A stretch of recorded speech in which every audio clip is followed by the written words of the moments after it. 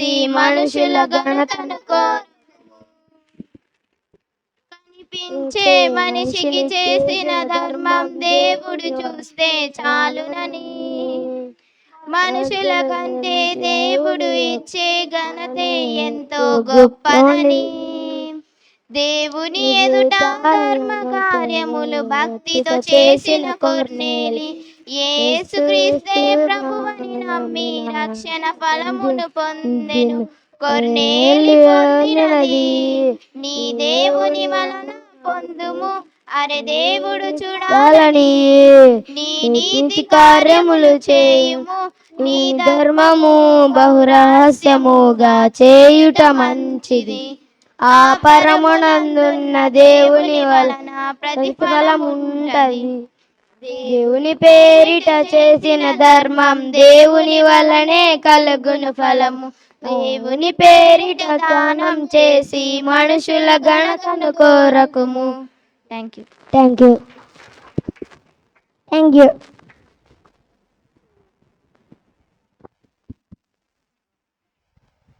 చక్కటి పాట పాడి ప్రభు నామాన్ని మహిమపరిచినటువంటి సండే స్కూల్ పిల్లలకు ప్రభు నామంలో వందనాలు. మరి సమయంలో మన మధ్యలో ఉన్నటువంటి తబిత వచ్చి ఒక పాట పాడుతుంది.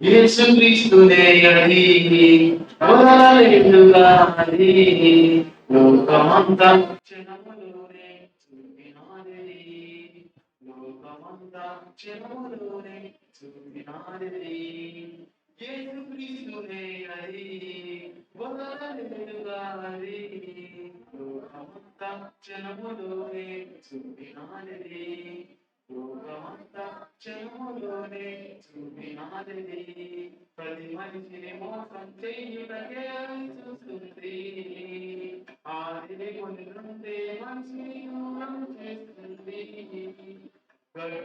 గర్జించుచున్నావలే ఎందరు నవ్వుకి వేసింది నిజమా నిజమా అపవాదే చెప్పిన నాటి నిజమా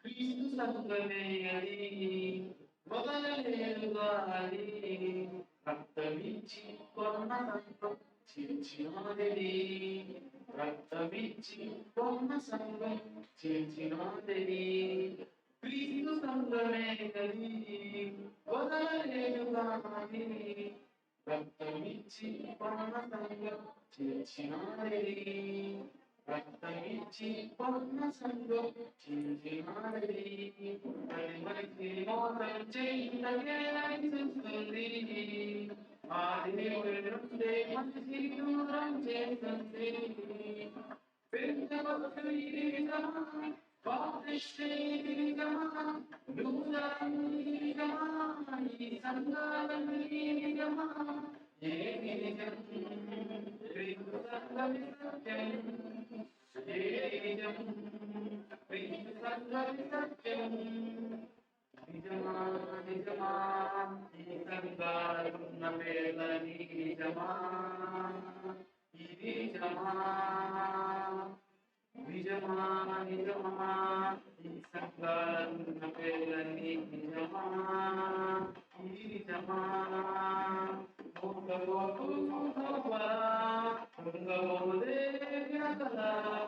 అపవాది బుద్ధిలా ఇది తెలుసా ఇది తెలుసా అపవాదంతయే నీకు తెలుసా నిజమా నిజమా ఈ సంఘాలున్న పేర్లని నిజమా ఇది నిజమా థ్యాంక్ యూ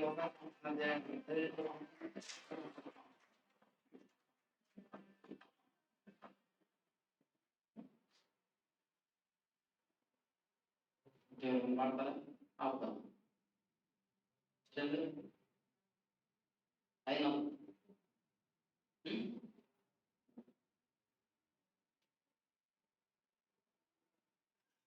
లాస్ట్ పాట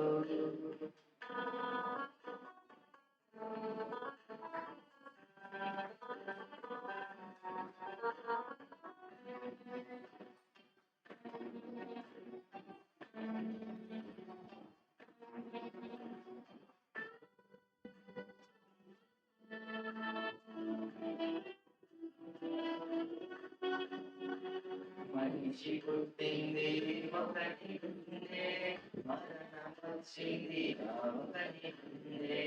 మనిషి పుట్టింది ఒకటి ఉందే, మరణం వచ్చింది ఒకటి ఉందే.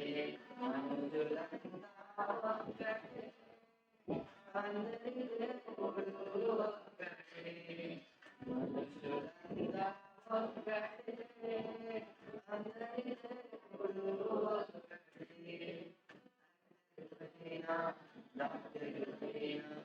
మందిరమైన ధనవంతుడైన మరణించగానే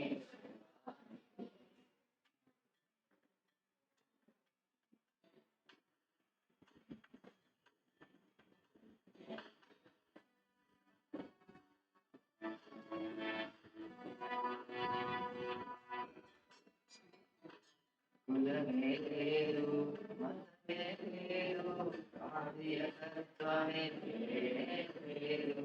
కులమే లేదు, మతమే లేదు, ఆదియకత్వమే లేదు. మరడి మనిషికి లేదు గుణము, మనిషి చేసిన దేవుని కులం.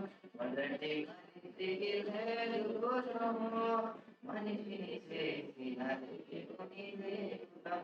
యాక్టర్వైనా డాక్టర్వైనా మంత్రివైనా ధనవంతుడివైనా ప్రతిగుండగానే పేరున్నవాడు మరణించగానే చెవా.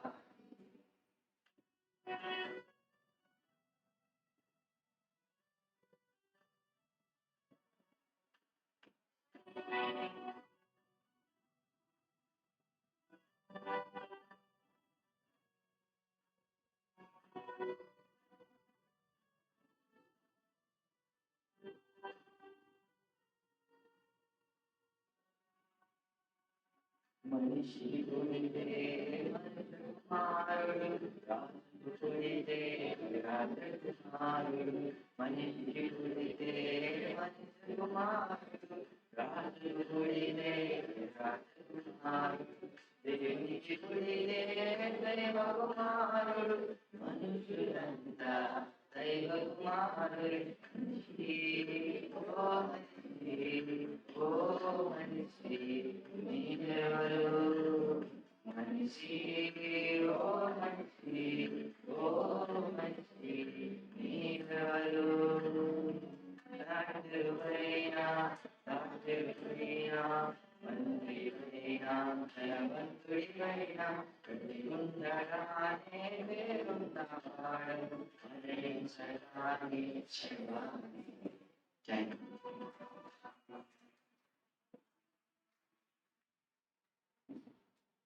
మంచిది. చందువుని చెప్పండి. ఇద్దరికి కూడా ప్రభునామంలో వందనాలు. సమయంలో ప్రారంభం చేసుకున్నాం. వాక్యం కొరకు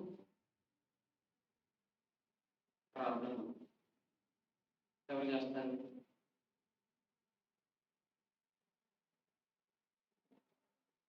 ఏది చేస్తారు?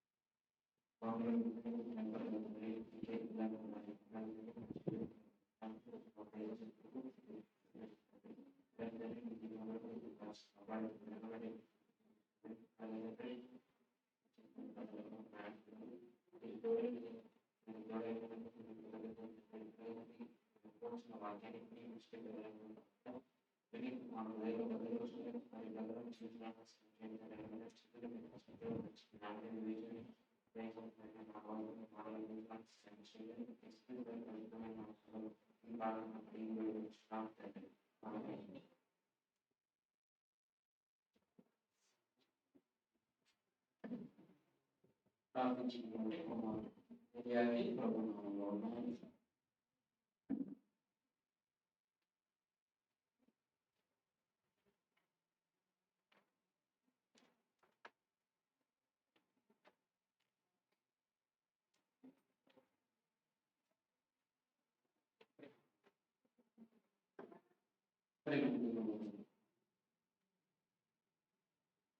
దేవుని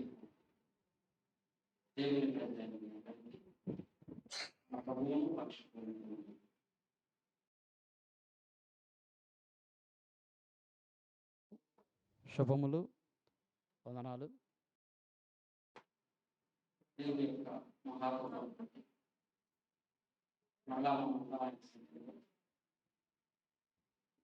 కలుసుకునే భాగ్యాన్ని ఇచ్చినందుకు దేవాతి దేవునికి కృతజ్ఞతలు చెల్లిస్తూ, మరి ఈరోజు బైబిల్లో నుంచి కొన్ని సంగతులను మనం ఆలోచిద్దాం.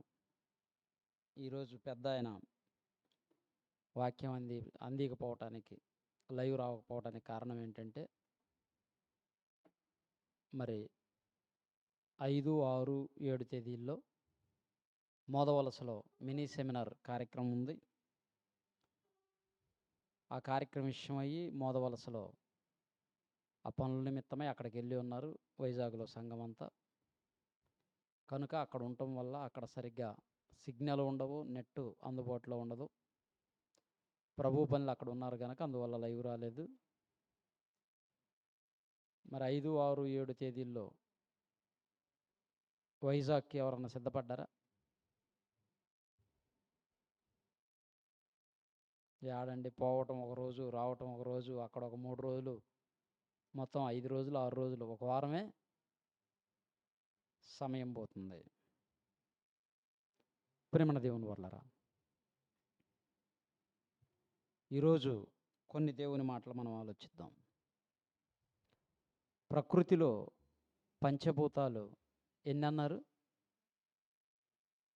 5 చెప్తారా? జాన్సన్ గారి పాట ద్వారా అందరికీ ఈజీ అయిపోయింది. 20-30 సంవత్సరాల నుంచి చర్చికి వెళుతున్నా, బాప్తిజం తీసుకున్నా, పుస్తకాలు, బైబిల్లో ఉన్న పుస్తకాల పేర్లు చాలామందికి తెలియదు. కానీ మహానుభావుడు ఏం చేశాడు? ఆదికాండం నుంచి ప్రకటన గ్రంథం వరకు పాట రాశాడు, దాన్ని మంచి సంగీతంతో సమకూర్చాడు. అంటే పుస్తకాల పేర్లు కూడా ఈజీగా నేర్చుకునేటట్టు చేశాడు. నింగి, నేల, నీరు, నిప్పు, గాలి అనే పాట కట్టి అందరికీ ఈజీగా చెప్పేటట్లుగా. పంచభూతాలు 5 అయినప్పుడు వాటిలో దేనిని తీసివేసిన మనిషికి మనుగడ లేదు, బ్రతుకు లేదు. నింగి అంటే ఆకాశం. ఆకాశం లేకపోతే బ్రతకగలమా? బ్రతకలేము. రెండోది నేల. భూమి లేకుండా బ్రతకగలమా? బ్రతకలేము. ఎందుకంటే భూమి నుంచే ఆహారం రావాలి. మూడోది నీళ్లు. నీరు లేకుండా బ్రతకగలమా? బ్రతకలేము. నాలుగోది గాలి. ఇది చాలా ప్రాముఖ్యం. నీరు లేకపోతే ఒక రోజైనా బ్రతకగలం. ఆహారం లేకపోతే ఒక 20 రోజులైనా బ్రతకగలం నీళ్లు తాగుతూ. అదే గాలి లేదనుకో 5 నిమిషాలు కూడా బ్రతకలేం. ఇంకొకటి నిప్పు, అగ్ని. అగ్ని లేకుండా బ్రతకగలమా? బ్రతకలేం. సూర్యుడు లేకుండా బ్రతకలేం. అనునిత్యం నువ్వు వంట చేసుకొని తినాలన్నా అగ్ని అవసరం. అదే కాదు, అగ్ని కూడా ఎక్కడ పుడుతుందంటే నీ శరీరంలోనే పుడుతుంది. మన శరీరంలోనే వేడుంటుంది. ఎంత ఉంటుంది? 98.4 ఫారెన్ హీట్. 98.4 డిగ్రీస్ ఉండాలి. తగ్గిపోతూ ఉందనుకో ఏమైపోతుంది? బీపీ డౌన్ అయిపోతుంది. మనిషి చల్లగా అయిపోతున్నాడు అనుకో బీపీ డౌన్ అయిపోయి చనిపోతాడు. హీట్ ఉండాలి. హీటు చాలా ప్రాముఖ్యమైంది. అగ్ని చాలా ప్రాముఖ్యమైంది. మనం అన్నం వండుతున్నా, కూర వండుతున్నా కింద మంట పెట్టి వండినప్పుడు అది కొంత సమయం తరువాత దానిపైన ఒక మూత ఉంటుంది. ఆ మూతను ఏం చేస్తుంటుంది? పైకి కొడుతుంది. అంటే ఎందుకు అలా అది పైకి లేస్తుంది? అగ్ని లోపల హీటును పుట్టిస్తుంది. ఆ హీటు వల్ల లోపల ఏమవుతుంది? ఆవిరి, ఆక్సిజన్ పైకి కొడుతుంది. గాలి ఉత్పత్తి అవుతుంది. దాన్ని పైకి లేపేస్తుంది. ప్రేమణ దేవుని వల్లరా, ఇక్కడ మనం చూస్తే ఈరోజు ఈ పంచభూతాలలో ఒకదాని గురించి ఆలోచిద్దాం. అగ్ని. ఈ ప్రకృతి అంతటిని దేవుడు కలిగించాడు. ఈ ప్రకృతిలో అన్నిటినీ మనకు అనుకూలంగా పెట్టాడు. అన్నీ అందుబాటులో పెట్టాడు. అన్నిటినీ అనుకూలంగా పెట్టాడు, అందుబాటులో పెట్టాడు. మన ఇష్టం వచ్చినట్టు వాడుకోవచ్చు. కానీ అగ్నిని మాత్రం మన ఇష్టం వచ్చినట్టు ఆడుకోకూడదు. దాంతో ఎక్కడ పడితే అక్కడ అందుబాటులో ఉండదు. గాలి అన్ని చోట్ల అందుబాటులో ఉంటుంది. లేదనుకో చచ్చిపోతారు. ఈరోజు పులివెందుల్లో ఉంటుంది గాలి, రేపు ఉండదన్నారు అనుకోండి, మనందరి పరిస్థితి ఏంటి? రేపు కడపలో ఉంటుంది, పులివెందుల్లో గాలి ఉండదు అని వార్తలు చదివారు అనుకో, మనమంతా తెల్లవారేసరికి ఆడుండాలా? ఇంకెవడుండ? మంచం, బీరువా, ఇల్లు, ఫ్రిడ్జు, సోఫా, బీరువాలో బట్టలు, బంగారం అయ్యేవి తరంగావు. వాటిని విడిచిపెట్టి నువ్వు అర్జెంటుగా బస్సు ఎక్కుతావో, బైక్ వేసుకొని పోతావో, నడుచుకుంటూ పోతావో, దొల్లుకుంటూ పోతావో, తెల్లవారేసరికి కడపలో ఉండాలా? ఎందుకంటే తెల్లవారు ఏడు ఉన్నామంటే గాలి ఉండదు. గాలి లేకపోతే 5 నిమిషాలు కూడా బ్రతకలేము. అంటే గాలి మనం ఉన్న దగ్గరకు వస్తుండేసరికి గాలి విలువ మనకి తెలియటం లేదు. చాలా విలువ. ప్రకృతిలో ఉన్న పంచభూతాలు అన్నీ కూడా ప్రతిదీ విలువైనదే, చాలా ప్రాముఖ్యమైంది. మనిషికి, జంతువులకి, జీవకోటి అంతటికి కూడా చాలా అవసరమైంది. ఈ ప్రకృతిలో ఉన్నటువంటి గాలి అన్ని సమయాలలో అన్ని ప్రాంతాలలో భూమి మీద అందుబాటులో ఉంటుంది. నేల కూడా ఎంత దూరం వెళ్ళినా మనకి అందుబాటులోనే ఉంటుంది. అందుబాటులోనే ఉంటుంది. ఆకాశం అయితే ఎంత దూరం వెళ్ళినా మనకు కనబడుతూనే ఉంటుంది. మనకు అందకపోయినా విశ్వమంతా వ్యాపించి ఉంది. విశ్వమంతా వ్యాపించి ఉంది. నీరు ఉంది, నదుల్లో ఉంది, సముద్రాల్లో ఉంది, పారుతూ ఉంటుంది. కానీ అగ్ని నదుల్లాగా పారుతూ ఉంటుందా? ఎక్కడో అగ్నిపర్వతాలు పగిలిన దగ్గర అక్కడ కొంతమేరకు అక్కడికక్కడే బయటకు వచ్చి మరలా అక్కడే స్టోర్ అవుతూ ఉంటుంది, ఆరిపోతూ ఉంటుంది. ఈ అగ్ని చాలా ప్రాముఖ్యమైంది. నీళ్లు ఉన్నాయి కదా, నీళ్లలో ఒక రాయి వేసామనుకోండి ఎంతకాలం ఉంటుంది? నీళ్లలో ఒక పెద్ద బండను తీసుకొని వెళ్ళి నీళ్లలో పెట్టారు, ఎంతకాలం అది నీళ్లలో ఉంటుంది? ఎంతకాలమైనా ఉంటుంది, అంతే కదా? తెలీదా? చిన్నప్పటి నుంచి చూడలేదా? ఎంతకాలమైనా ఉంటుంది. అదే రాయిని తీసుకుని వెళ్ళి అగ్నిలో వేయండి, పగిలిపోతుంది, కరిగిపోతుంది ఎక్కువ హీట్ అయితే. ఇప్పుడు సిమెంట్ ఫ్యాక్టరీలు అవన్నీ ఏంటి అనుకుంటున్నారు? పెద్ద పెద్ద రాళ్ళు తీసుకెళ్ళి ఆడొక బాయిలర్ ఉంటుంది, మంట మండేది, దానిలో తీసుకెళ్ళి వేస్తారు. అక్కడ ఆ సిమెంట్ ఫ్యాక్టరీలో సుమారు 1600 డిగ్రీల హీట్తో ఉంటుంది, అంత వేడి ఉంటుంది. ఆ వేడిలో ఎప్పుడైతే ఈ బండలు తీసుకొని వేస్తారో అక్కడన్నీ కరిగిపోయి కారిపోతూ ఉంటుంది, పిండి అయిపోతాయి. దాన్నే సిమెంట్లోకి తీసుకొని వెళతారు. అది మన ఈ ప్రాంతం ఎర్రగుంట్ల, తాడిపత్రి ఈ ప్రాంతంలో ఎక్కువగా రాయి దొరుకుతుంది. ఎందుకు ఈ ప్రాంతంలో ఎక్కువగా సిమెంట్ ఫ్యాక్టరీలు ఉన్నాయంటే రీజన్ అది. ఎక్కువ ఆ రాయి ఇక్కడ దొరుకుతుంది.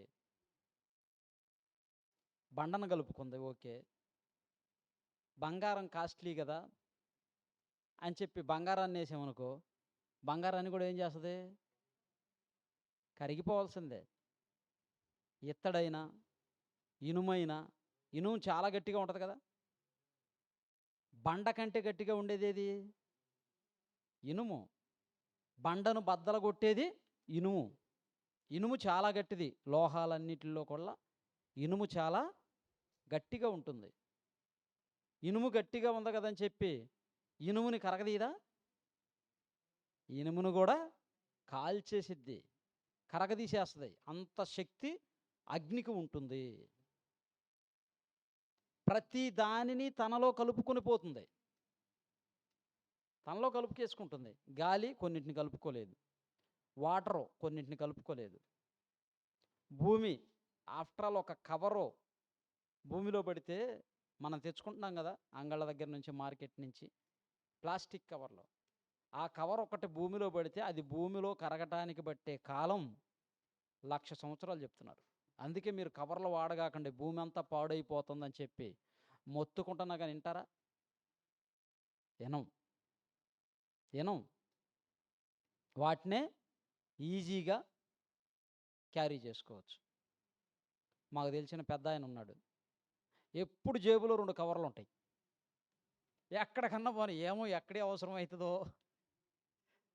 అది కదక్కన కవర్లో వేసుకొని రావచ్చు. బండిలో ఒక సంచి ఉంటుంది, జేబులో 2 కవర్లు ఉంటాయి. ఎప్పుడు చూసిన ఇంత లావున ఉంటుంది. ఏంటిదన్నా ఇదంటే, ఇది అదిలే అంటుంటాడు. ఎప్పుడు కవర్ల జేబులో పెట్టుకొని ఉంటాడు, ప్లాస్టిక్ కవర్లో. అవి చాలా ప్రమాదం. భూమిలో కలిసిపోవటానికి కొన్ని సంవత్సరాలు పడుతుంది. కానీ అగ్నిలో ఏం చేస్తుంది? అట్ట శక తగిలితే చాలు, సొర ముడుసకపోతుంది, కరిగిపోతుంది, కారిపోతుంది. అగ్ని అనేది చాలా ప్రమాదకరమైంది కూడా. అగ్ని మండాలి అన్నా, ఆరిపోవాలి అన్నా ఏది కావాలి? అగ్నికి ఆయుధ్యం ఏది? వినలేదా అయ్యా? నీళ్ళు వేస్తే ఆరిపోద్ది, మాటలు చెబితే మండదు కదా. అంటే వాక్యాన్ని బట్టి చెప్తుంది భారతి, దానికి చెప్తాను, వాక్యంలో నుంచే వస్తాయి తర్వాత. అగ్నికి ఆయుధ్యం పోసినట్టు అంటారు. ఏంటిది అది?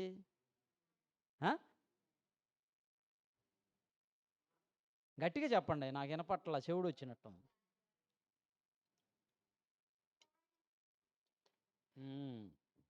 ఆవిడ గట్టిగా చెప్పారు ఎవరో. గాలి ఆయుధ్యం పోయటం అనగానే మనం అనుకుంటాము ఏదో యాగాలు అవి చేసే దగ్గర ఆయిల్ పోస్తూ ఉంటారు కదా, నూనె ఏదో పోస్తూ ఉంటారు అమ్మా, నెయ్యి. కానీ నెయ్యి పోసినా, నూనె పోసినా, నువ్వు కిరోసిన్ పోసినా, పెట్రోల్ పోసినా, అది మండాలంటే దానికి ఫస్ట్ ఏం కావాలి?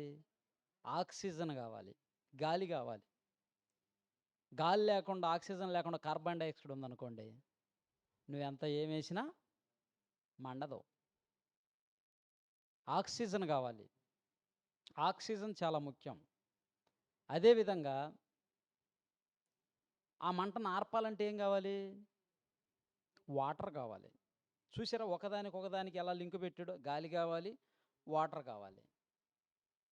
ప్రకృతిలో వచ్చిన కట్టెలు కానీ, లేకుంటే ఏ అయినా సరే మన పెట్రోలు, డీజిలు ఇవన్నీ ఉన్నాయి కదా, ముడి సరుకు, అవి అయినా కావాలి. అంటే ఒకదానికొకటి లింక్ అయ్యి ఉంది, దేన్ని విడదీయటానికి లేదు. గాలి ఎలా తయారవుతుంది? H2O ఫార్ములా చదువుకున్నప్పుడు మనకి చదువులో పంతులు గారు చెప్పి ఉంటాడు. నీళ్ళు ఎలా తయారవుతాయి అంటే, ఎలా తయారవుతాయి అమ్మా?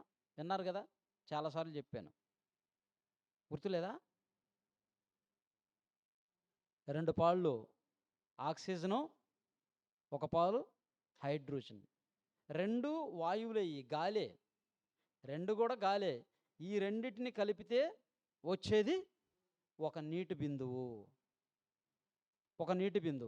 నీళ్ళు ఎలా తయారయ్యాయంటే గాలి ద్వారానే. అందుకే ఇప్పుడు వస్తున్న ఈ గాలిలో కూడా నీటి తేమ ఉంటుంది, తెలుసా? నీటి తేమ ఉంటుంది. సముద్రం ఉన్న ప్రాంతానికి వెళ్ళారనుకోండి, అక్కడ వచ్చే గాలి మన శరీరానికి తగులుతూ ఉంటే శరీరం అంతా జిడ్డు అయిపోతూ ఉంటుంది. ఆ గాలిలో, ఆ తేమలో ఏముంటుందంటే ఉప్పు తేమ ఉంటుంది. కనుకే ఆ ఉప్పు అంతా కూడా జిడ్డుగా అయిపోతూ ఉంటుంది. సముద్ర ప్రాంతంలో నివాసం ఉండే వాళ్ళ శరీరం వేరుగా ఉంటుంది. తమిళ్ చెన్నై ఏడుంది?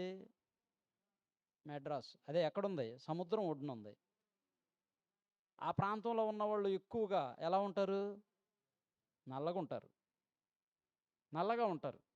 అంటే ఆ ప్రాంతంలో ఎక్కువగా ఆ ఉప్పు తేమ గాలిలో ఉండటం వల్ల వాళ్ళ శరీరాలకు అది దగ్గరగా అతుక్కుపోతూ ఉంటుంది. క్లీన్ చేసుకుంటూ ఉండాలా, చర్మం మారిపోతూ ఉంటుంది. ఇట్లా ప్రకృతిలో ఉన్న ఈ పంచభూతాలన్నీ కూడా ఒకదానికొకటి మిళితమై ఉన్నది. సముద్రంలో ఉన్న నీరే ఆవిరిగా వెళ్ళి మేఘాలలో సూర్యుని ద్వారా స్టోర్ అవ్వాలి.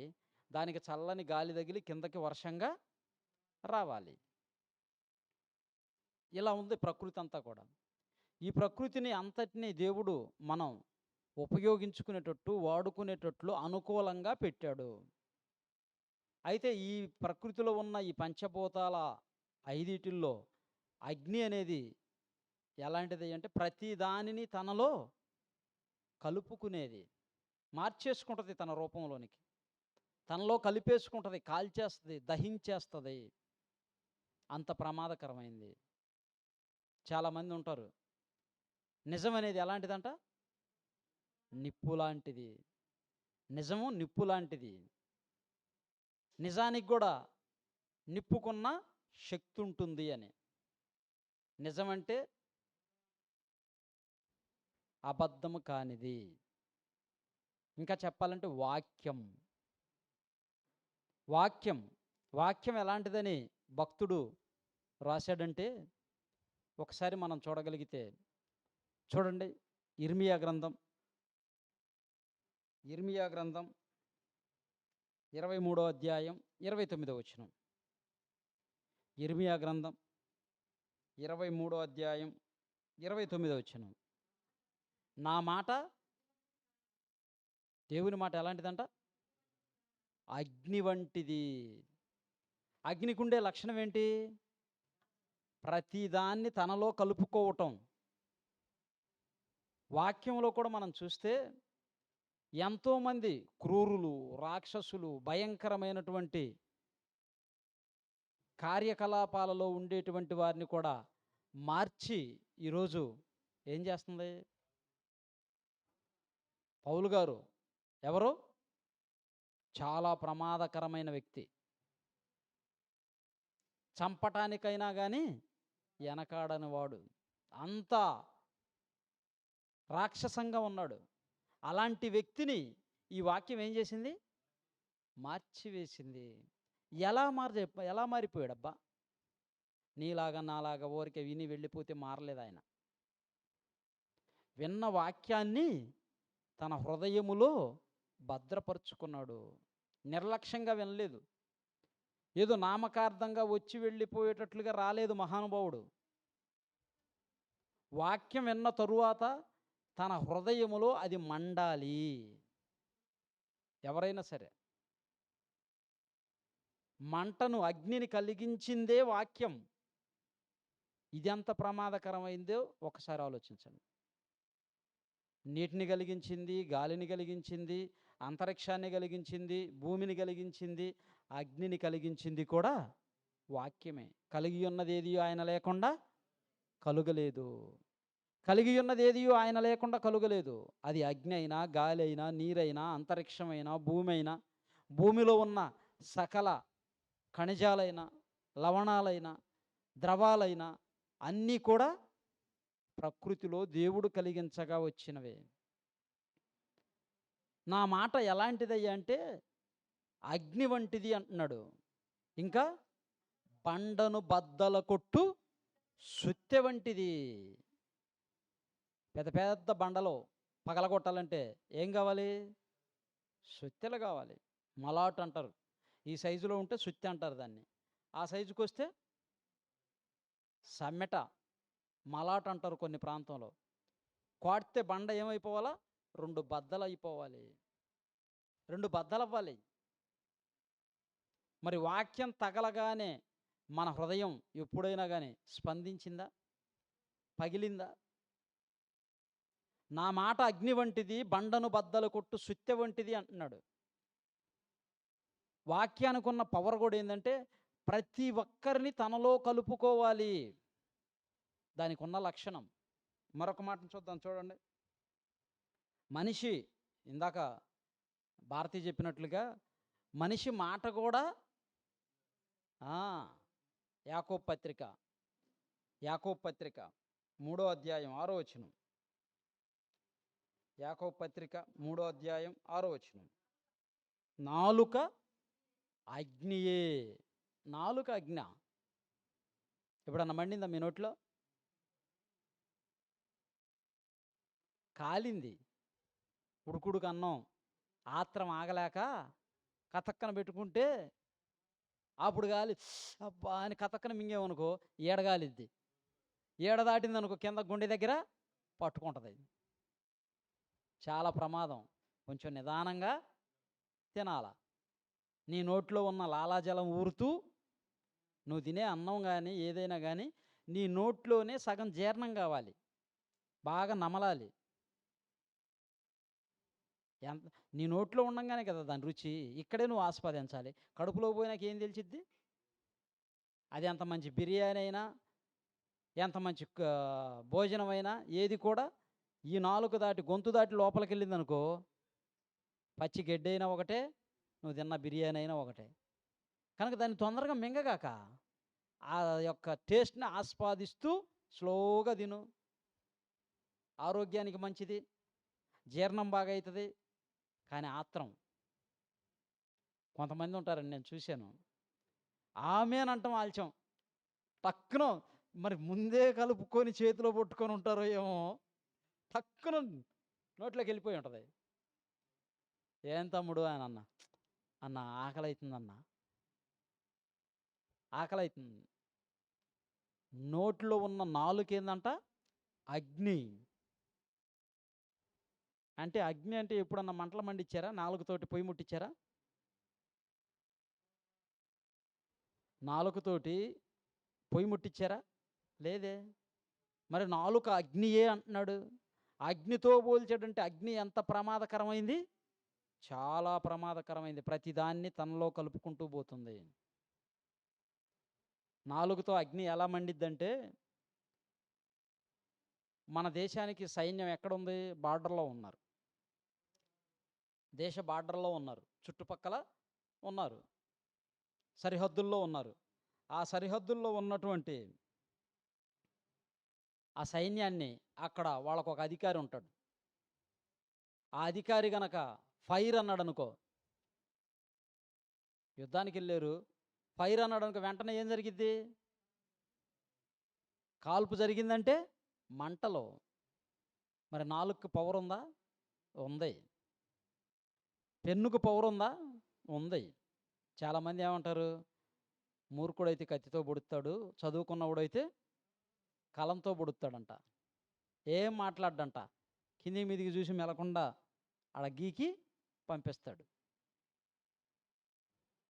కత్తికి కలానికి అంటాడు. ప్రేమణ దేవుని వల్లారా, మనిషి మాట కూడా అగ్ని వంటిదే అంటున్నాడు. నాలుక అగ్నియే. ఎందుకంటే ప్రపంచ యుద్ధం జరగటానికి కూడా నాలుక నుంచే మాటలు వస్తాయి. అంత ప్రమాదకరమైంది.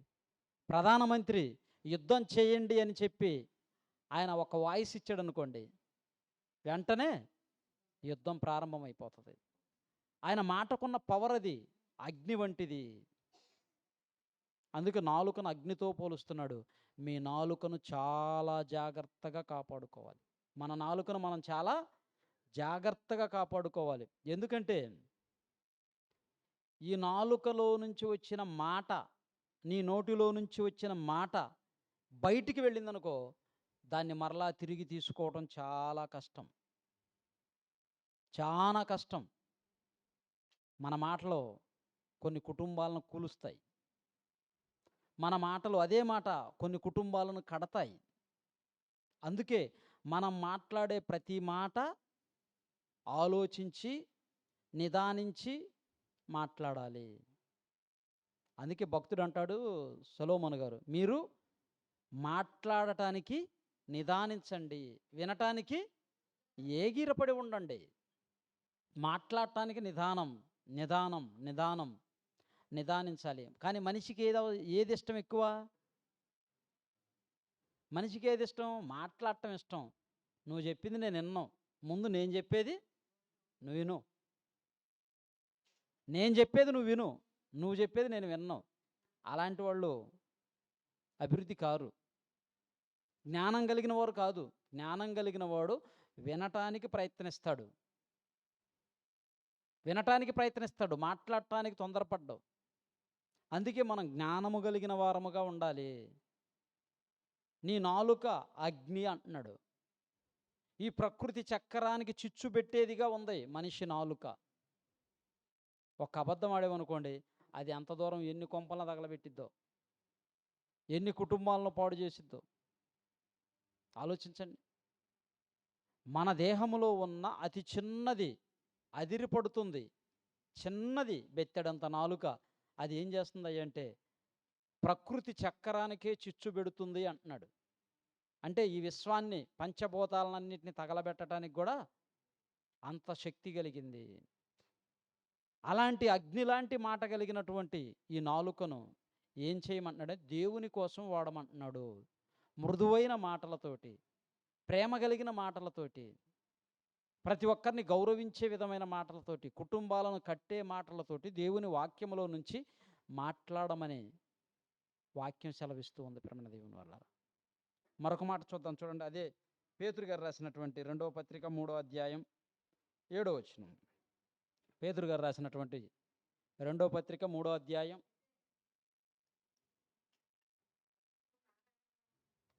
7వ వచనం. ఇప్పుడున్న ఆకాశమును భూమియు భక్తిహీనుల తీర్పును నాశనమును జరుగు దినము కొరకు అగ్ని కొరకు నిలువ చేయబడినవై. ఈ ప్రకృతి అంతా కూడా దేనికోసం నిలువ చేయబడిందంట? అగ్ని కొరకు. ఈ భూమి యొక్క చెట్లు, సముద్రాలు, ఈ ప్రకృతిలో ఉన్న, ఈ భూమిపై ఉన్న ఇవన్నీ కూడా దేనికోసం అయ్యా అంటే తీర్పు దినం కొరకు, యేసుక్రీస్తు వచ్చే కాలం వరకు ఎదురు చూస్తూ ఉన్నాయి. ఆ తరువాత ఆయన వచ్చిన తరువాత ఇదంతా కూడా కాల్చివేయబడుతుంది, లయమైపోతుంది. ప్రకృతిని కాల్చగలిగే శక్తి అగ్నికుంది. అగ్నిని మించిన శక్తి వాక్యం.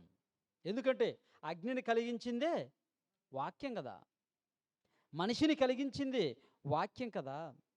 ఈ వాక్యం బండను బద్దల కొట్టే సుత్తె వంటిది.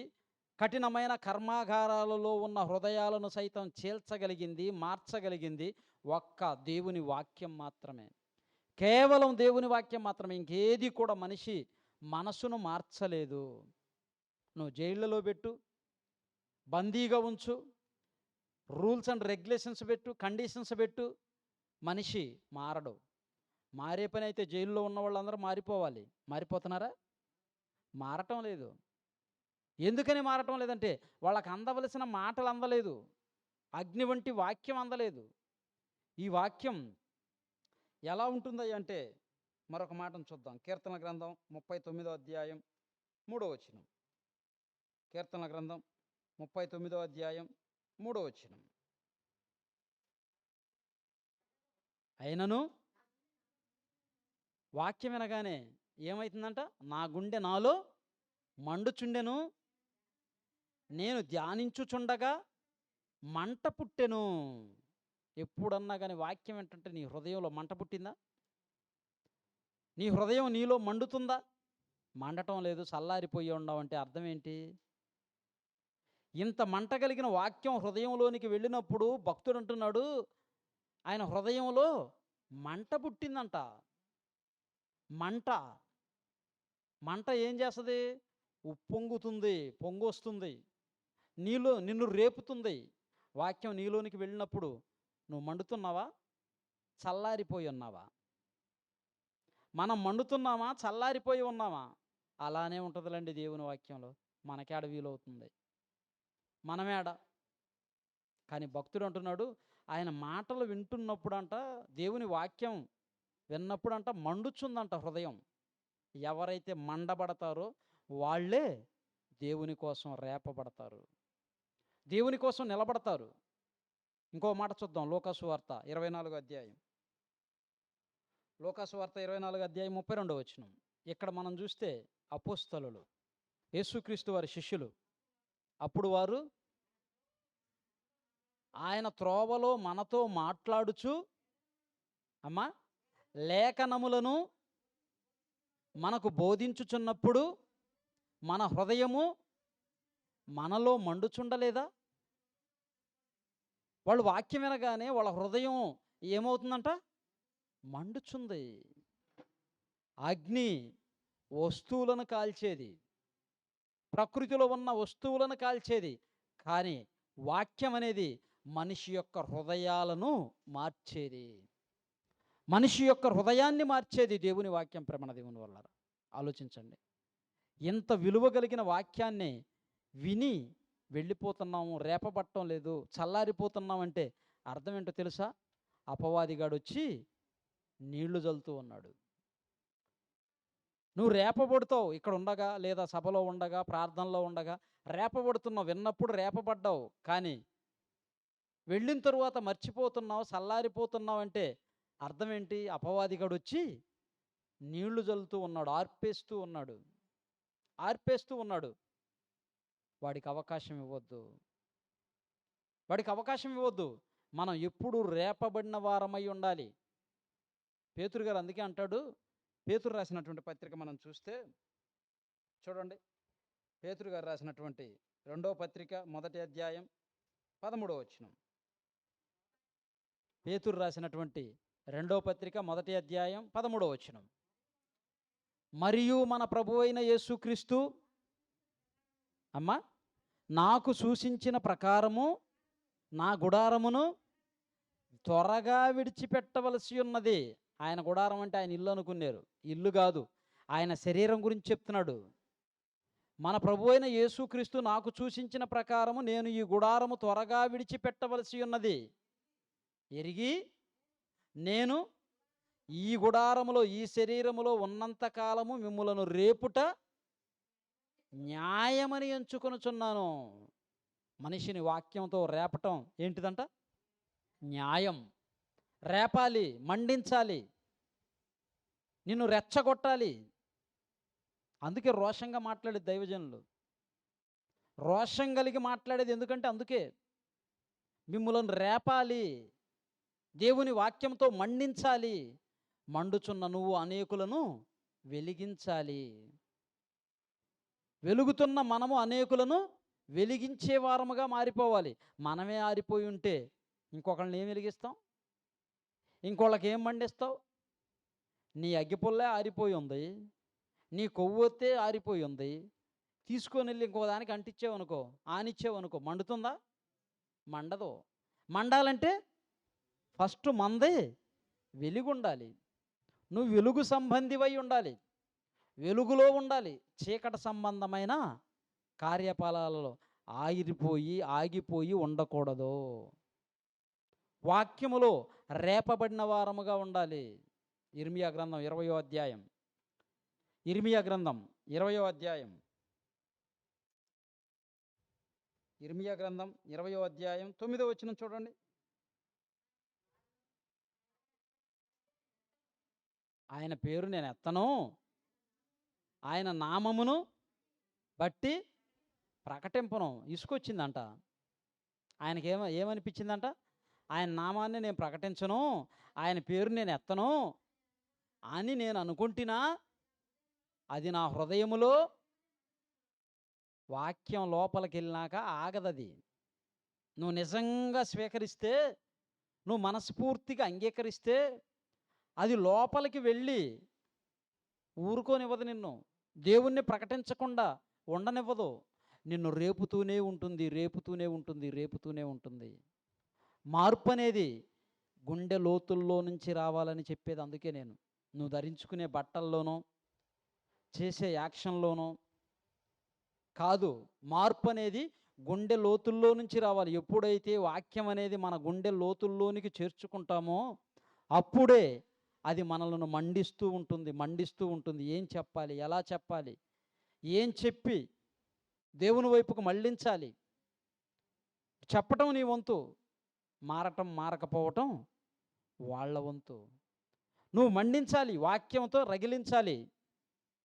అలా రగిలించినా వెలగలేదు, ఆరిపోతున్నాము అంటే అది ఎవరి ప్రాబ్లం? వాళ్ళు సరిగ్గా స్వీకరించలేదు. నువ్వు ఆరిపోతున్నావంటే కారణం ఏంటి? నువ్వు సరిగ్గా స్వీకరించలేదు. చాలామంది అన్నట్టుగా ఈ చెవును విని ఈ చెవున విడిచిపెడుతున్నావంట. కానీ రెండు చెవులు ఉంది. ఎందుకంటే ఈ చెవును విడి ఈ చెవును విడిచిపెట్టడానికి కాదు, రెండు చెవులతో విని హృదయంలోనికి లోపలికి మనస్సుకి బ్రెయిన్కి అందించుకోవటానికి. అందుకే మెదడుకి చెవుకి చాలా దగ్గరగా పెట్టాడు. చూడండి, మెదడుకి చెవుకి చాలా దగ్గరగా పెట్టాడు. చిన్న శబ్దాన్ని కూడా పసిగడతాం, చిన్న శబ్దాన్ని కూడా పసిగడతాం. అక్కడ అంటున్నాడు, మీరు చదవమ్మ ఒకసారి. ఆయన పేరు నేను ఎత్తను, ఆయన నామమును బట్టి నేను ప్రకటింపను అని నేను అనుకుంటున్నా. అది నా హృదయములో అగ్నివలే మండుచు నా ఎముకలలోనికి కూడా వెళ్ళిపోతుందంట. ఎముకలలో ఏముంది? మూలుగుంది. ఎముకల లోపల మూలుగుంది. దాన్ని ఏమంటారు తెలుగులో? అస్థి మధ్య, ఎముక మధ్య. అస్థి పంజరం అంటారు కదా, ఎముకల గూడు. దాని లోపల ఉండే మూలుగుని అస్థి మధ్య అంటారు.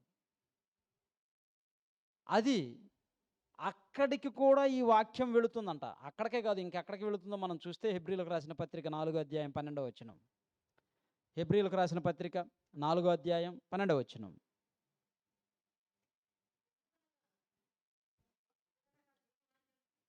ఎందుకనగా దేవుని వాక్యము సజీవమై బలము గలదై రెండంచులు కలిగిన ఎటువంటి ఖడ్గము కంటెను వాడిగా ఉండి ప్రాణ ఆత్మలను కీళ్లను మూలుగను విభజించు మట్టుకు దూరుచు. ఎక్కడికి వెళుతుందంట?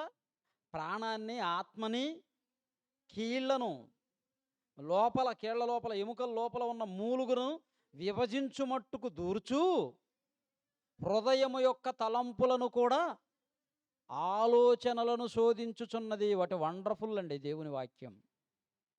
ఏ మిషన్ కూడా అక్కడ వరకు వెళ్ళలేదు. మనుషులు కనిపెట్టుకున్నటువంటి ఈ మిషన్లు ఇవన్నీ ఎక్కడి వరకు వెళ్తాయి? ఈ స్కానింగ్ మిషన్లు ఎముకల కాడికి వెళ్ళగలవు, ఎముకల లోపల ఉన్న మూలుగ దగ్గరికి వెళ్ళగలవు. మనిషి యొక్క హృదయము యొక్క తలంపులను పరిశోధించే స్థితిలోనికి వెళ్ళలేవు. ఆలోచించండి. ఇప్పుడు ఈ కెమెరా ఉంది, ఈ కెమెరా ఫోటో తీసాం, ఎంతవరకు తీయగలదు? అది మనిషిని స్కాన్ చేయగలదు? పైన వేసుకున్న వస్త్రాల వరకు, లోపల ఉన్న చర్మాన్ని తీస్తుందా? వస్త్రాలు వేసుకున్నాం, ఫోటో తీస్తే పైన వస్త్రాల వరకే తీయగలదు, లోపల ఉన్న చర్మాన్ని తీయలేదు. స్టూడియోకి వెళ్ళు మంచిగా ఫోటో దిగాలని, అక్కడికి వెళ్ళి చక్కగా తలదూకొని పౌడర్ రాసుకొని నీకు నచ్చిన స్టైల్లో నిలబడతావు. ఆ స్టైల్ సరిగ్గా లేదని ఆయన చెప్తాడు, అయ్యా అలా కాదు, ఇలా ఉండండి, కొంచెం ఇలా తలకాయ ఉంచండి, ఇటు ఉంచండి ఆయన చెప్తాడు. అక్కడికి వెళ్ళి స్టైల్గా నిలబడతాం, ఇట్లా ఫోటో తీస్తాడు. అది ఎక్కడికంటే పై రూపాన్ని మాత్రమే తీయగలదు. ఈ స్కానింగ్, ఈ కెమెరా కాకుండా ఇంకొక స్కానింగ్ మిషన్ ఉంది. ఏంటిది అది? ఎక్స్రే. ఎక్స్రే దగ్గరికి వెళ్తావు, అక్కడికి వెళ్ళి మరలా అక్కడ కూడా తలదూకొని పౌడర్ రాసుకొని పూలు పెట్టుకొని మంచిగా డ్రెస్ కట్టుకొని పోయి ఆ తీయని నుంచున్నావు అనుకో స్టైల్గా. ఇప్పుడు తీయని స్టైల్గా నుంచున్నావు అనుకో, తెస్తాడా? అవన్నీ పక్కన పెట్టి, ఇక్కడ నీ ఇష్టం కాదు, ఇక్కడ నా ఇష్టం, నేను చెప్పినట్టు నువ్వు చేయాలా. ఎటు తిరిగి కూర్చోమంటే అడుగు తిరిగి కూర్చోవాలా, ఎలా కాలు పెట్టమంటే అలా పెట్టాలా, షర్ట్ ఇప్పాల్సి వస్తుంది.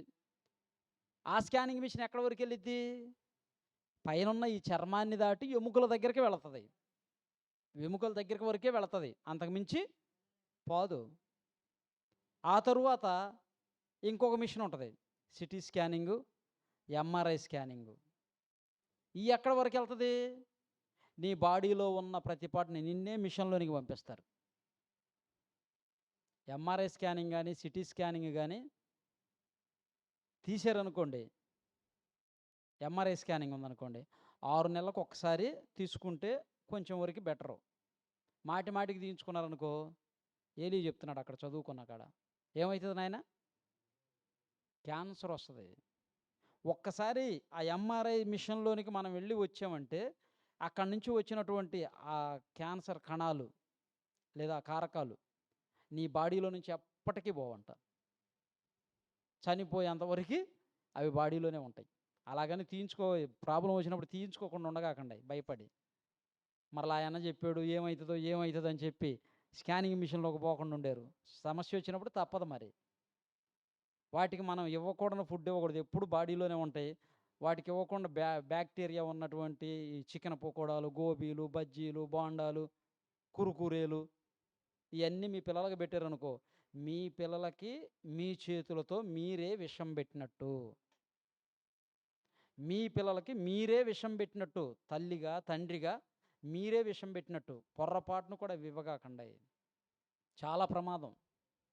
వాడు ఆ నూనె ఆయిల్ ఈరోజు మరిగించిందే మరలా రేపు కూడా దాంట్లోనే ఇంకో 2 లీటర్లు వేస్తాడు. ఒకసారి ఆయిల్ వేడైన తరువాత చల్లారిందనుకోండి, మళ్ళీ దాన్ని వేడి చేయకూడదు. వేడి చేశారంటే క్యాన్సర్ కణాలు, కారకాలు అందులో ఉత్పత్తి అవుతాయి. వాడు ఒకరోజైనా మార్చేది? ఈరోజు ఉడికించాడు బజ్జీలు, బోండాలు కానీ, చికెన్ పకోడా కానీ, గోబీలు కానీ, ఏ అయినా కానీ, మిగిలింది ఆయిల్ పడబోస్తాడా? పడవేయడు. ఎత్తి పక్కన పెడతాడు, మరలా రేపు దాన్ని తీసుకొచ్చి పెడతాడు, దాంట్లోనే ఇంకో 2 లీటర్లు పోస్తాడు. ఆలోచించండి, ఎంత ప్రమాదకరం అనుకుంటున్నారు? చాలా ప్రమాదకరం. అలా చేయకండి, అవి తెచ్చి పెట్టగాకండి. అవసరమైతే నువ్వు ఇంట్లో చేసి పెట్టు. నీ కుమారుడు అడిగినా, నీ కుమార్తె అడిగినా పిల్లలకు ఇంట్లో చేసి పెట్టుకోండి. బజ్జీలు కానీ, బోండాలు కానీ ఏమైనా తినాలనిపిస్తే మీకైనా ఇంట్లో చేసుకోండి. అంతటితోటి అది తీసేయండి. అంతేగాని మరలా మీరు బజ్జీలు, బోండాలకు బయటికి వెళ్ళి తెచ్చుకున్నారనుకో, విష జ్వరాలు వస్తాయి, లేనిపోయిన రోగాలు వస్తాయి. అవన్నీ కూడా పిల్లల ఆరోగ్యాన్ని దెబ్బతింటాయి. చిన్న చిన్న వయసులోనే భయంకరమైన రోగాలు వస్తాయి. ఇదే ఇట్నే కొనసాగిందనుకోండి, వాటిల్లో వేసే ఆ కలరు, ఆ యొక్క పౌడరు పక్క రాష్ట్రాల్లో బంద్ చేశారు తెలుసా? కర్ణాటక అలాంటి రాష్ట్రాల్లో ఈ చికెన్ పకోడాల్లో వీటిల్లో వాడే కలర్ అంతా రానివ్వకుండా గవర్నమెంట్ బ్యాన్ చేసింది. కానీ మన దగ్గర యథేచ్ఛగా అమ్ముతున్నారు. వరల్డ్ హెల్త్ ఆర్గనైజేషన్ చెప్పిన ప్రకారం 2030 తరువాత ప్రతి ఇంటికి ఒక క్యాన్సర్ పేషెంట్ ఉంటాడంట.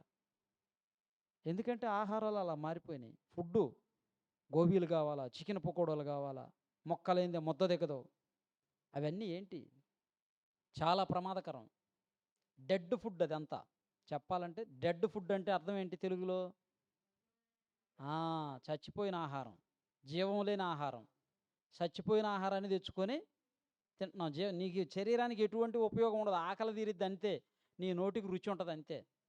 మొన్న అన్నయ్య చెప్పాడు కదా, ఐసు నాలుక మీద పెట్టుకోగానే నాలుక ఏమైపోతుంది? తన సహజత్వాన్ని కోల్పోతుంది, రుచిని కోల్పోతుంది, అంత మొద్దుబారిపోతుంది. అది బల్లులు పడ్డాయో, ఈగలు పడ్డాయో, ఏం పడ్డాయో తెలీదు. 5 వేసుకొచ్చి పిల్లలకు పెడతాం. మా కాడ పనిచేసే మల్లేష్, అతని పేరు నాగా, మల్లేషు, రాము, ముగ్గురు అన్నలదమ్ములు. ఆ తల్లి చెప్పానో లేదో మరి, ఇంతకుముందు మీరు విన్నారు లేదు, కర్నూలు ఇక్కడ కడపలోనే పని చేస్తున్నారు. ఏదో పని మీద ఊరికి వెళ్తున్నారు. వాళ్ళ ఊరు కర్నూలు దగ్గర. కర్నూలు దగ్గరికి వెళ్ళినాక ఆ పాప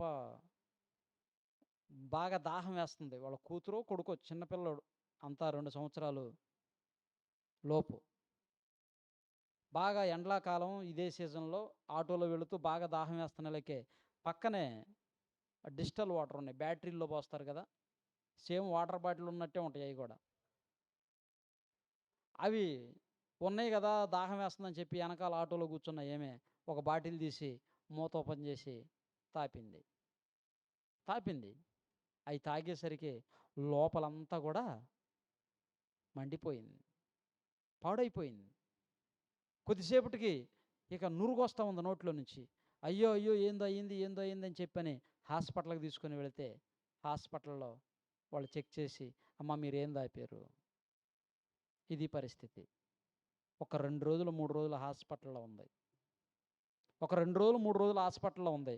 2 లక్షలు 3 లక్షలు డబ్బులు ఖర్చు అయినాయి. ఆ తర్వాత చనిపోయింది. బిడ్డ చనిపోయింది. తల్లే ఏం చేసింది తెలియక, తల్లే తన చేతులతోటి బిడ్డకు దాన్ని తాపి విషం పెట్టి చంపినట్లు. అది స్పీడ్గా పాయిజన్గా వెళ్ళింది. మీరు పెట్టే చికెన్ పకోడాలు, గోబీలు, కురుకురేలు ఇవన్నీ కూడా అయ్యే. ఈ స్లో పాయిజను, అది ఫాస్ట్ పాయిజన్ అంతే. కనుక అవి పెట్టగాకండి. తర్వాత హాస్పిటల్లో చుట్టూ తిరగగాకండి. వాడికి అరగలేదు, మోషన్ రాలేదు, కడుపులో మంట, ఇవన్నీ చెప్తున్నాడంటే నువ్వు పెట్టే ఫుడ్ వల్లనే. కాపాడుకోవాలి. మీరు మాటికి ఎనిక్కి మీ భార్య కలిసి చూస్తే పని కాదు, నువ్వు కూడా ఉంచాలా. ఆ మొక్కదే కాదు కదా బాధ్యత. తండ్రిగా నీది కూడా బాధ్యతే. ఇంట్లోకి ఏమి వస్తున్నాయి, ఏమి రావట్లేదు.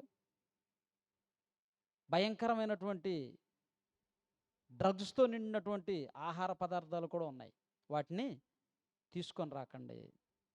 మీ చర్మం మారిపోద్ది, మీ ఆకారం మారిపోద్ది, లేనిపోయిన రోగాలు, సమస్యలు వస్తాయి, ఆరోగ్యం అంతా దెబ్బతింటుంది. ప్రియమైన దేవుని వర్లారా, ఆలోచించండి. చేస్తున్నటువంటి ఈ యొక్క కల్తీ ఆహారం వల్ల ఎన్నో కుటుంబాలు ఈ రోజున రోడ్డున పడిపోతున్నాయి. వచ్చిన రోగాలకి మందులు కొనుక్కోలేక, బిడ్డలకి తల్లిదండ్రులే విషమిచ్చి వారి ఆరోగ్యాలని పాడు చేస్తూ ఉన్నారు. పిల్లలకి తిన్నావా లేదా అని అడుగుతారు, కానీ వచ్చినాక వాళ్ళు బాత్రూమ్కి వెళ్ళినప్పుడు, బాత్రూమ్కి పోయినప్పుడు మీరు చెక్ చేస్తున్నారా? వాడు ఎంతసేపు ఉంటున్నాడు, ఎలా ఉంటున్నాడు, పాస్ ఎలా వస్తుంది, ఈ అడగరు. నీళ్లు కరెక్ట్గా తాగుతున్నారు లేదా అడుగుతారా? అడగరు. నువ్వు కరెక్ట్గా చూడవలసినవి చూడకుండా ఎంతసేపు వాడు గొంతుకాడికి వచ్చినా కానీ తల్లిగా ముద్దలు గోరు ముద్దలు అంట, గోరు ముద్దలను నెడతానే ఉంటారు. నెట్టేవు బాగానే ఉంది, నెట్టింది బయటకు వచ్చిందా? వ్యర్థం.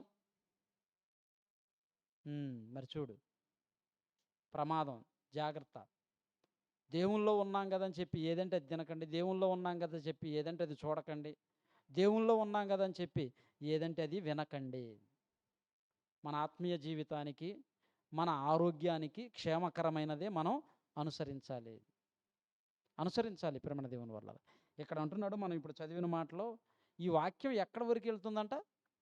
హృదయము యొక్క తలంపులను. మిషన్ ఎక్కడి వరకు వెళ్ళింది?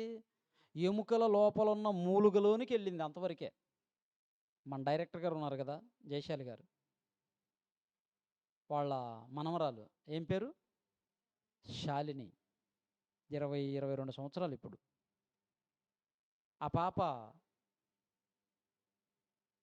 ఆ ఎముక లోపల ఉన్న మూలుగా పని చేయటం లేదు. నీకు బ్లడ్ కావాలంటే యాడ్ నుంచి రావాలనుకుంటున్నారు? ఆ మూలుగులో నుంచే బ్లడ్ ఉత్పత్తి కావాలి. ఆ మూలుగులో నుంచే బోన్ మ్యారో టెస్ట్ అంటారు.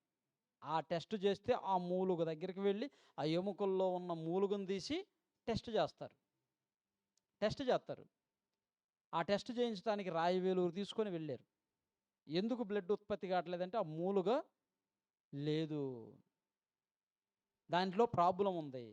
అందుకని ఆ పాపకి బ్లడ్ ఉత్పత్తి కావటం లేదు. అందుకని ఇప్పుడు నెల ఏం చేయాలి? బ్లడ్ ఎక్కించాలి. 20 సంవత్సరాల నుంచి ఇప్పటికి కూడా ప్రతి నెల బ్లడ్ ఎక్కించాల్సిందే. బ్లడ్ మార్చలేదా చనిపోతుంది, బ్లడ్ ఎక్కించలేదా చనిపోతుంది. ప్రతి నెల బ్లడ్ ఎక్కిస్తూనే ఉన్నారు. మొన్న ఎర్రగుంటలో ఎవరో చెప్పారు, నెలలో 2 సార్లు 3 సార్లు బ్లడ్ మార్చాలంట. ఎంత ప్రమాదం చూడండి. ఏదన్నా సమస్య వచ్చిన తరువాత ఇక అది జీవితకాలం అంతా ఫేస్ చేయాలంటే చాలా కష్టం. కనుక ముందే జాగ్రత్త పడాలి. ఎందుకు అలా అయింది? ఆ శాలినికి ఆ మూలుగును ఉత్పత్తి చేయటానికి విజయవాడలో పెద్ద మీటింగ్ పెట్టి ఎంతోమందిని పిలిచారు. మన యూనివర్సిటీలో ఉన్న కొన్ని వేల మందికి చెక్ చేశారు. సుమారు 1,00,000 మందికి దాకా కూడా చెక్ చేసామన్నారు చాలాసార్లు మీటింగ్ పెట్టి. ఏం కావాలి అంటే నోట్లో ఉన్న ఉమ్ము, మన నోట్లో ఉన్న ఉమ్ముని చెక్ చేస్తారంట. ఆ పాపకి సెట్ అయ్యేదానికోసం అది ఎవరిలో ఉంటుందని చెప్పి 1,00,000 మందికి పైన చెక్ చేశారు. కానీ ఎవరి దగ్గర దొరకలేదు. ఆలోచించండి. నీ నోట్లో ఉన్న ఉమ్ము కూడా చాలా వాల్యూ. తుప్పుకొని ఊసి అదేముందలనుకుంటున్నావు.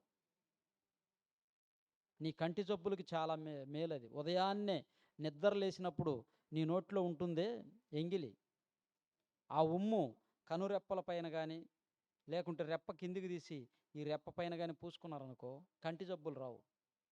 యేసుక్రీస్తు వారు గుడ్డివాడికి ఎలా కన్నులు తెచ్చాడు? ఉమ్మి వేసాడు. ఉమ్మి వేసి బురద చేసి దాన్ని వాడి కంటి మీద రాసి వెళ్ళి కడుక్కోమన్నాడు. ఆయన నోటి ఉమ్మిలో కూడా స్వస్థత ఉంది. వస్త్రపు చెంగు ముట్టుకుంటే స్వస్థత. ఆయన నోటి మాటలో స్వస్థత. ఆయన ముట్టుకుంటే స్వస్థత. ఆయన మాట పంపిస్తే స్వస్థత. ఏందనుకుంటున్నారు యేసుక్రీస్తు అంటే?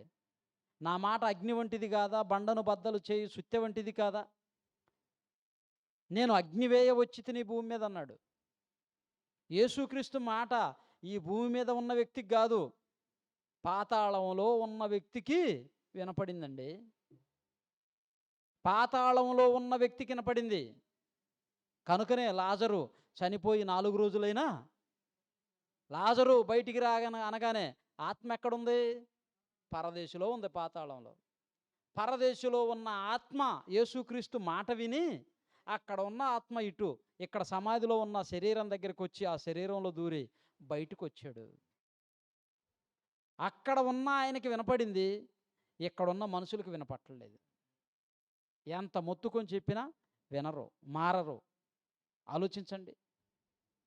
ఈ వాక్యం మనిషి యొక్క హృదయం యొక్క తలంపుల్లోనికి వెళ్ళాలి, పరిశోధిస్తుంది. ఆ శాలిని ఎందుకు ఆ ప్రాబ్లం వచ్చింది?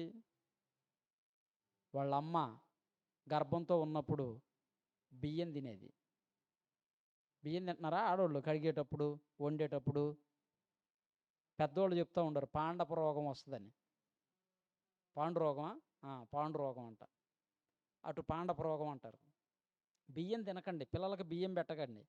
వండుకొని తినాలా, పచ్చియి అలానే నోట్లో వేసుకొని నములుతూ ఉంటారు. కొంతమంది మహాతల్లులను చూశాను, ఒడిగట్టుకుంటారు. ఒళ్ళో వేసుకొని ఆ అమ్మకాడికి ఈ అమ్మకాడికి పక్కింటికి వెళ్ళి తేపకిన్ని ఎగరేసుకుంటూ తింటూ ఉంటారు. చాలా ప్రమాదం. నీ ఆరోగ్యానికి ఎఫెక్టు, నీకు పుట్టబోయే పిల్లలకు కూడా ఎఫెక్టు. చాలా ప్రమాదకరం ప్రేమ దేవుని వల్ల. యేసుక్రీస్తు వారి మాట పాతాళంలో ఉన్న లాజరుకు వినబడింది, భూమి మీద మనుషులకు వినబడటం లేదు. చెవులు మూసుకొని పోతున్నారు. ఆయన మాట అగ్ని వంటిది, బండను బద్దలు కొట్టు సుత్తె వంటిది. ఈ మనిషి యొక్క హృదయం యొక్క తలంపులను నువ్వేం ఆలోచిస్తున్నావో నీ పక్కవాడికి తెలియపోవచ్చు, నీ తల్లిదండ్రులకు తెలియపోవచ్చు, నీ భర్తకు తెలియపోవచ్చు, నీ భార్యకు తెలియకపోవచ్చు, కానీ వాక్యం దగ్గర మాత్రం నిలబడదు. నువ్వేం ఆలోచిస్తున్నావు వాటన్నిటిని కూడా మనిషి యొక్క హృదయం యొక్క తలంపులను కూడా పరిశోధించుచున్నది. అక్కడికి వెళుతుంది కనుకనే మనిషి ఆలోచనను మారుస్తుంది, మనసును మారుస్తుంది, మనిషి యొక్క జీవితం మారటానికి ప్రయోజనం అవుతుంది.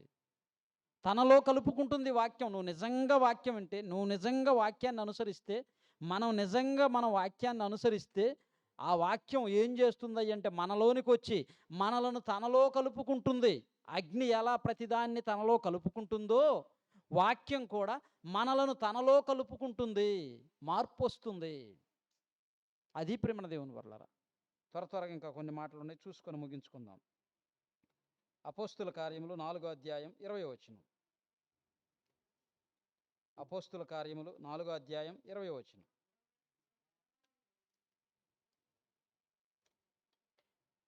నువ్వు మండేవాడు అయితే, మండేదానివైతే అలా ఉంటుంది. వాళ్ళు ఏం చేశారంట, మేము కన్నవాటిని విన్నవాటిని చెప్పకుండా ఉండలేము. నువ్వు రేపబడితే చెప్పకుండా ఉండలేవు. నువ్వు చల్లారిపోతే, నీరు గారిపోతే చెప్పవు. నువ్వు మండబడితే, రేపబడితే, దేవుని వాక్యం నీలో పనిచేస్తే నువ్వు చెప్తావు. నువ్వు విన్నది చెప్తావు. నువ్వు మాట్లాడతావు, దేవుని కోసం, క్రీస్తు కోసం మాట్లాడతావు. మాట్లాడటం లేదు, సైలెంట్గా ఉన్నావంటే అర్థం ఏంటి? దొంగోడు ఒక ఇంట్లోకి పోయాడు, దొంగోడు ఇంట్లోకి పోతే దొంగతనం చేశాడు, అప్పుడు తేలు గుట్టింది, మంట పుడుతుంది, కానీ మాట్లాడు, అరవడు, సైలెంట్గా ఉండాలా. మనం అలా ఉంటామా? అలా ఉండకూడదు. వాక్యం నిన్ను తాకింది, నీ హృదయంలోనికి వచ్చింది. వచ్చిన నువ్వు, విన్న నువ్వు, రేపబడిన నువ్వు ఏం చేయాలంటే దేవుని కోసం మాట్లాడాలి. మరొక మాటను చూద్దాం, చూడండి. లూకాసు వార్త 21వ అధ్యాయం 15వ వచనం. లూకాసు వార్త 21వ అధ్యాయం 15వ వచనం. నీ విరోధులందరూ ఎదురాడుటకును కాదనుటకును వీలు కాని వాక్కును నేను మీకు జ్ఞానమును నేను మీకు అనుగ్రహింతును. నువ్వు ముందు వెళితే కదా, నువ్వు వెళ్ళి అక్కడ నిలబడితే, నువ్వు మాట్లాడితే దేవుని సహాయం ఉంటుంది. మాట్లాడకుండా ఏం లేకుండా సైలెంట్గా కూర్చొని ఉంటే ఎలా దేవునికి సహాయం చేయాలి? ఆలోచించండి. మరొక మాటను చూద్దాం, చూడండి. యోహాను సువార్త 5వ అధ్యాయం 35వ వచనం. యోహాను సువార్త 5వ అధ్యాయం 35వ వచనం. లేఖనములయందు మీకు నిత్య జీవము కలదని 35. అమ్మా, అతడు మండుచు ప్రకాశించుచున్న దీపమయుడని. ఎవరైనా మండిపోతున్నాడు, మండుతున్నాడు. ఎలా మండుతున్నాడు అంటే ప్రకాశమానమైన దీపంగా మండుచున్నాడు, అనేకులను మండిస్తున్నాడు. నువ్వు మండుతున్నావా? మనం వెలుగుతున్నావా? మనల్ని పిలిచింది ఎందుకంటే అసలు ఆయన, పేతురు రాసిన మొదటి పత్రిక 2వ అధ్యాయం 9వ వచనం. ఎందుకు పిలిచాడు? చీకటిలో నుండి తన ఆశ్చర్యకరమైన వెలుగులోనికి మిమ్ములను పిలిచిన వాని గుణాతు చేయములను ప్రచురము చేయు నిమిత్తము పిలిచాడు. చీకటిలో ఉన్న మనలను వెలుగులోనికి పిలిచాడు, వాక్యంలోనికి ఆహ్వానించాడు. వాక్యం ద్వారా, దైవ సేవకుల ద్వారా చెప్పించాడు. నువ్వు చదువుతున్న మాటల ద్వారా పిలిచాడు, నువ్వు వింటున్న పాటల ద్వారా పిలిచాడు. రేపబడుతున్నావా? వెలిగింపబడ్డావా? వెలిగింపబడ్డావా?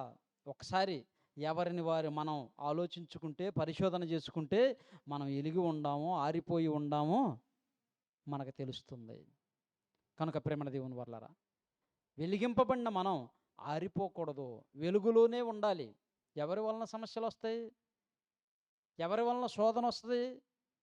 బయట వాళ్ళ వలన రాదు. ఇది గుర్తుపెట్టుకోండి. బయట వాళ్ళ వలన ఎప్పుడు శోధన రాదు. లోపల వారి వలనే శోధన వస్తుంది. మోషేకి ఎవరి వలన శోధన వచ్చాయి? ఇశ్రాయేలీలు సొంత ఇంటి వారే. సొంత ఇంటి వారి వలనే శోధనలు వస్తాయి. మరి మహానుభావుడు తొలగిపోయాడా? విడిచిపెట్టాడా? లేదు. సహించాడు, భరించాడు, గెలిచాడు. సహించాడు, భరించాడు, గెలిచాడు. విన్నర్గా ఉన్నాడు. ఈరోజు రోల్ మోడల్గా ఉన్నాడు. మరి యేసుక్రీస్తు వారికి కూడా ఎవరి వలన సమస్యలు వచ్చాయి? యూదులే, సొంత ఇంటి వారే, ఆయన తోబుట్టువులే. సమస్య క్రైస్తవ్యంలో కూడా ఎవరి వలన రావు, క్రైస్తవుల వల్లనే సమస్యలు వస్తాయి. వారి వల్లనే నీకు ఆటంకం రావచ్చు, కానీ నువ్వు తొలగిపోకూడదు, నిరుత్సాహపడకూడదు. నీ భార్య వలన రావచ్చు, నీ భర్త వలన రావచ్చు, నీ పిల్లల కడుపును పుట్టిన పిల్లల వలన రావచ్చు, నీ తోబుట్టువుల వలన రావచ్చు, నీ స్నేహితుల వలన రావచ్చు, నువ్వు వెళ్ళే సంఘంలో నుంచే రావచ్చు. కానీ నువ్వు సంఘాన్ని విడిచిపెట్టకూడదు, దేవుణ్ణి విడిచిపెట్టకూడదు. ఎవరి మీదో అలిగి, ఎవరి మీదో నచ్చుకొని మనస్తాపం చెంది నువ్వు దేవుని సన్నిధికి మానుకున్నావు అనుకో, నువ్వే నష్టపోతావు. ఆరిపోయే స్థితిలోనికి వెళ్ళిపోతాం. వెలిగింపబడింది, ఆయన రక్తం కార్చి మనల్ని వెలిగించింది ఆరిపోవటానికి కాదు, మండుచు ప్రకాశించు అనేకులను మండించటానికి, అనేకులకు వెలుగునివ్వటానికి, అనేకులను వెలిగించటానికి దేవుడు మనలను నిలవబెట్టాడు. ప్రేమ దేవుని వల్ల ఆలోచించండి. అపవాది చేత ప్రతిసారి నీళ్లు జల్లి ఆర్పివేసుకుంటూ ఉన్నామో, లేకుంటే దేవుని వాక్యంతో రేపబడుతూ దేవుని వాక్యంలోనికి అనేక మందిని చేరుస్తున్నామో, అగ్నిలాగా తనలో ఎలా కలుపుకుంటుందో అగ్ని అన్నిటినీ, మనము కూడా దేవుని వాక్యంతో అనేకులను దేవునిలోనికి కలిపే వారముగా ఉండాలి. అగ్ని ఎంత ఉన్నతమైందో, ఎంత అవసరమైందో దానికంటే ఉన్నతమైనది వాక్యం. అగ్నిని కలిగించింది వాక్యం. కనుక వాక్యంతో రేపబడి ఎప్పుడూ కూడా నిర్లక్ష్యంగా ఉండక దేవుని కోసం బ్రతికే వారముగా మనం ఉండాలని కోరుకుంటూ ఈ నా మాటలు ముగిస్తున్నాను. కళ్ళు మూసుకోండి, ప్రార్థన చేసుకుందాం. మహాపరిశుద్ధుడు అయిన దేవ, జీవాధిపతి అయిన తండ్రి, మీకు స్తోత్రములు. మీరు ఇచ్చిన సమయాన్ని బట్టి కృతజ్ఞతలు. ఇప్పటి వరకు తండ్రి మేము విన్న మాటలు మరిచిపోకుండా హృదయంలో భద్రపరుచుకొని మీకోసం బ్రతుకున్నట్లు సహాయం చేయండి. రేపబడిన మేము తండ్రి ఆరిపోక వెలుగుతూ అనేకులను వెలిగిస్తూ మీ సన్నిధిలో ప్రకాశించున్నట్లు సహాయం చేయండి తండ్రి. చేరి వచ్చిన మీ బిడ్డలందరినీ జ్ఞాపకం చేసుకున్నామని క్రీస్తు నామాని ప్రార్థన అడుగుచున్నాము తండ్రి, ఆమేన్. మరి సమయంలో ప్రభు యొక్క బల్ల కార్యక్రమాన్ని జరుపుకుందాం. మన మధ్యలో ఉన్నటువంటి సహోదరి ధరణి వచ్చి ప్రభు యొక్క బల్ల కార్యక్రమాన్ని జరిపిస్తుంది.